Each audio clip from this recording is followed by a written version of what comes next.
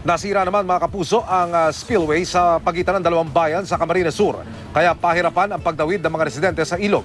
Narito po ang report. Pahirap para sa mga residente ng Barangay Iyagan, Baaw, Camarines Sur ang pagtawid sa ilog para makarating sa kabilang bayan ng Ocampo. Ang spillway kasi na nagsisilbing daanan nila, nawasak dahil umapaw ang tubig kasunod ng malakas na pag-ulan. Ang ilang lalaki pasa-pasa ng kanilang mga kargamento para hindi mabasa. Maingat din kinakarga ang mga bata para makatawid sa ilog. Ang mga buntis nagbabayad na lang para makasakay sa balsa. Ayon sa lokal na pamahalaan, nitong nakaraang taon lang naitayo ang spillway pero mabilis itong nasira ng lagdaang pag-ulan. Patuloy ang kanilang panawagan para maayos na ang spillway.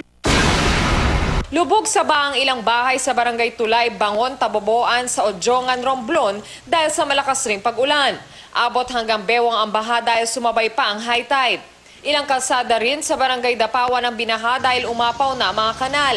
Nagbantay naman ang mga tauhan ng MDRRMC, Bureau of Fire Protection at Pulisya para agad na makasaklolo sa mga residenteng apektado ng baha. Umapaw rin ang tubig sa mga irigasyon sa Bacara, Ilocos Norte kasunod ng mga pag-ulan. Sinamantala naman ito ng mga bata para mamingwit ng tilapia. Kasabay kasi ng pagtaas ng tubig, nagsulputan din ang mga isda.